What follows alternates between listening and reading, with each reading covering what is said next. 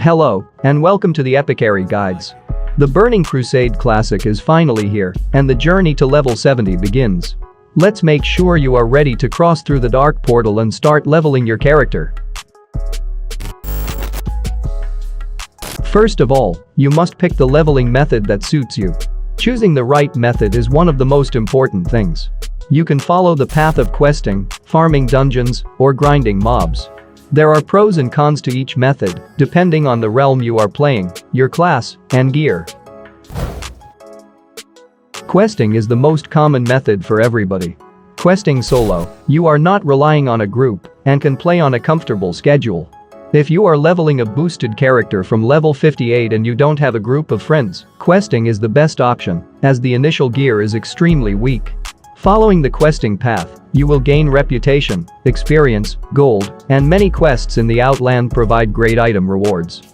Dungeon leveling implies repeatedly running the same dungeon over and over again, which is an optimal leveling method for well-geared players with classic sets who can easily jump into dungeons and tear them apart.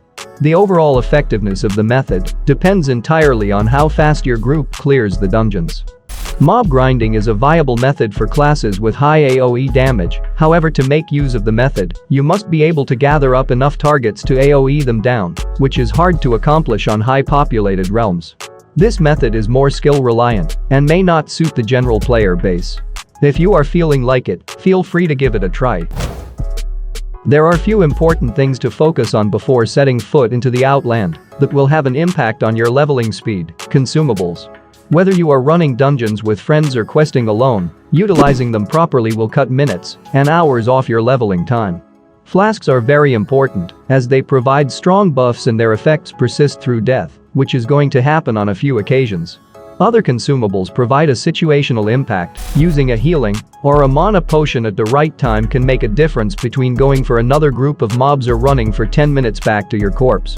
Otherwise, they can be used to efficiently reduce downtime between pulls instead of sitting down for a portion of food and water. Save some gold for a mount. Apprentice Riding and a 60% ground speed mount are available for purchase at level 30 and will cost you 42 gold. Improving it to 100% at level 60 will cost 700 gold.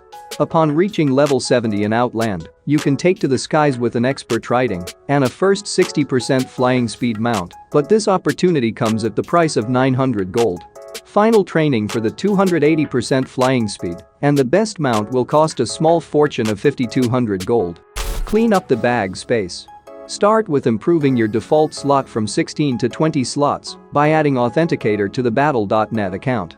Then get some bigger bags from Professions or the auction house. Having more free space is quite beneficial during leveling. Make use of the bank alts.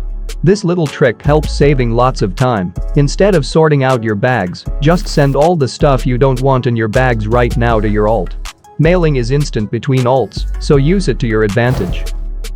Plan your breaks and get arrested XP.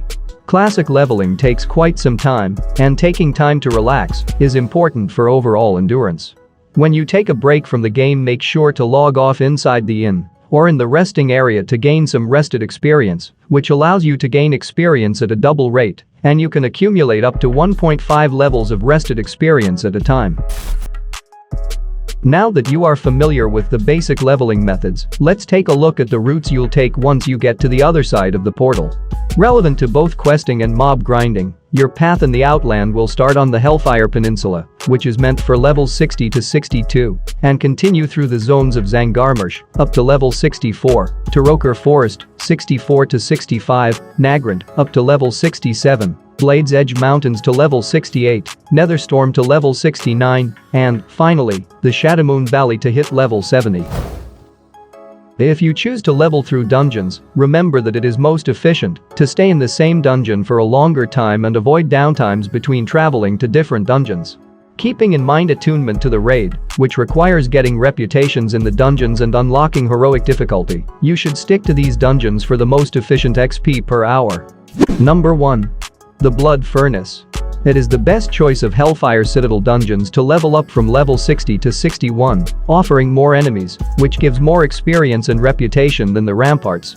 Once you reach level 61, perhaps it's best to do a few more runs to get the reputation with your faction to honored.